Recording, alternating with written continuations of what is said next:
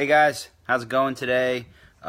Just wanted to take a minute to discuss an important topic. I'm trying to get my little phone thing in the right place, and it doesn't want to cooperate, of course.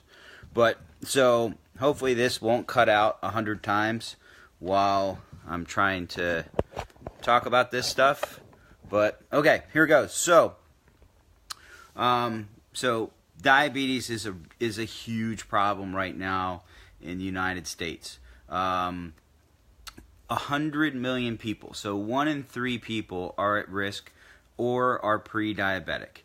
And so the standard screenings that people are given during their blood work are not doing the job. So I just giving some examples. So this is a patient of mine.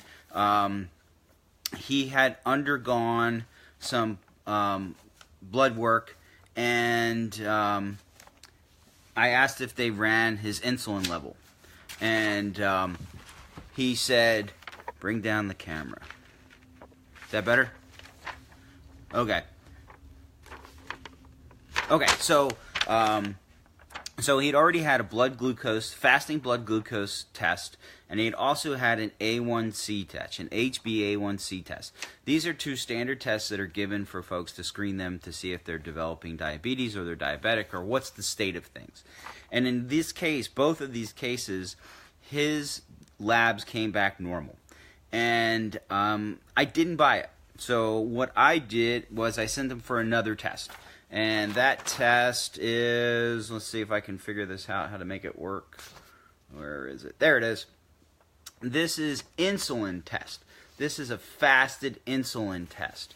And so what this test does is it shows how your body is responding to the sugars that are in your system, that in your blood.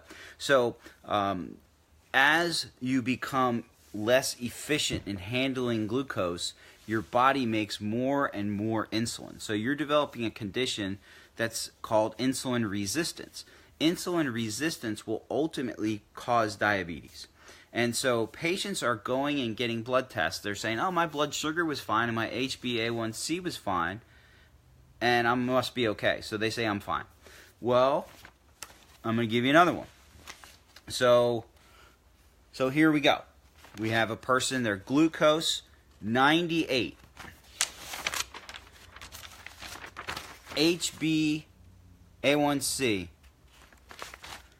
5.3, which is actually pretty good. So you would think if you just tested those 2 things that they would be okay. There wouldn't be any problem. Except I don't just do that. I tested her insulin. It was 32. So this is almost 8 times the permissible level, and she had never had that blood test done before. And so her family doctor got a copy of this blood work as well, and she's like freaked out. And I said to her, well, they should be running this test. This makes sense. This is actually how it works. So what you have to do is you have to become proactive in your own health. So when you get blood tests done, you have to have a little bit of knowledge going in. You have to say, hey doc, when you test my blood sugar and you test my HbA1c, will you also test my insulin level? And they'll do it, but it's not part of a standard workup. And the reason it's not part of a standard workup is it hasn't made itself down there yet. So to me, the insulin level is very important because it's showing what's happening in your body and from a response standpoint. So if you're eating a lot of foods and carbohydrates and starches throughout the day all the time, then your body's insulin level is going to go up. So it's almost like this. If a person gets addicted to drugs or alcohol, the initial amount that they start to use becomes insufficient. So they need more and more. So let's say it's a really hard drug, something like heroin or something. So you need a tiny little bit of heroin the first time you use it, and you get the effect. over time, your body becomes resistant to that. And so you need more and more and more. And this is the same thing as insulin. You need more and more and more insulin to accomplish the same objective. And so you now have insulin resistance. And even though your blood 2 markers that are always done are normal. So in this case, her blood glucose was 98. This is a fasting blood glucose, and her HbA1c was 5.3. But her body was making 32 units of insulin to keep it there. So this was just the treadmill hadn't gotten too fast yet. And so she was running really fast on this treadmill, but she could still keep up. Eventually what will happen is she will not be able to keep up. Then those blood markers, the first 2, the screening ones that everybody runs, the family doctors, everybody else runs, then they'll get bad. But so the point is, though, this is being proactive. This is looking at it from a response. This is more as a patient-centered test rather than just a blood test.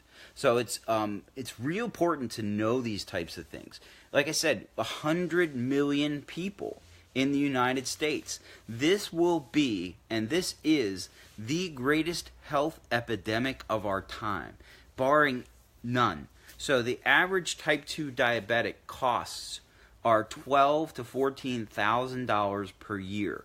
So 100 million people using $12,000 to $14,000 per year in resources will break the economy, will completely destroy healthcare, because it will not be able to support them. That's in I don't know, what is it, 100 billions of dollars.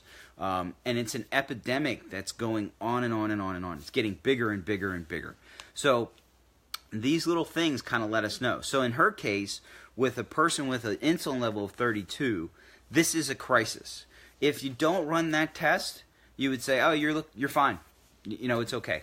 So right now, she's in a crisis state. So we act on that. We begin to radically change the diet. We have to get her insulin sensitivity up. There are things you can do. There's things you can consume. There's things you should not consume. And all of these things can affect insulin sensitivity. The more sensitive we can get your cells to insulin again, the more rapidly you'll see this change.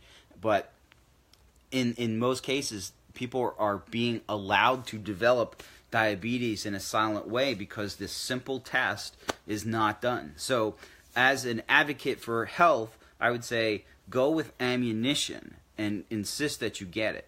And if somebody won't order it for you, contact me and I'll order it for you. I'll send the requisition in for you, because I think it's that important, and I'm seeing it just in a week, twice in a week, and so I'm seeing more and more of it, and I expect that I'll continue to see more and more of it. I've made videos, posted several things on YouTube about this a couple years ago, and it's about why we're not ordering insulin and the extent that this is going to affect your whole body and your whole body chemistry. So just a quick, shout out, just a quick Facebook Live, just to let people know that this is something that you need to do, that it should be part of your normal testing. And if something's not right, or you feel like your body isn't working right, or you're gaining weight and you don't know why, or your body composition is changing a lot, go get an insulin test in addition to the regular test. That'll help, because and if this is fine, then it's good. Then we're happy. If this blood test came back with her fasting insulin at 3 or 4, I would have been surprised, but I would have been happy to be wrong. But in this case, this came back as a crisis. So now it requires intervention, and the intervention isn't just here, take metformin. The intervention is diet and lifestyle changes big time, because metformin is not going to save us from the apocalypse of what is going to happen when 100 million people become diabetic. It's just not. I mean, it's just not going to work. So we have to make real changes in a diet and lifestyle perspective. So that's it. Questions, comments, leave them in here. I'll address them as I can. Have a good day. Enjoy your weekend. And I'll see you when I get another one of these things to put up here. Take care.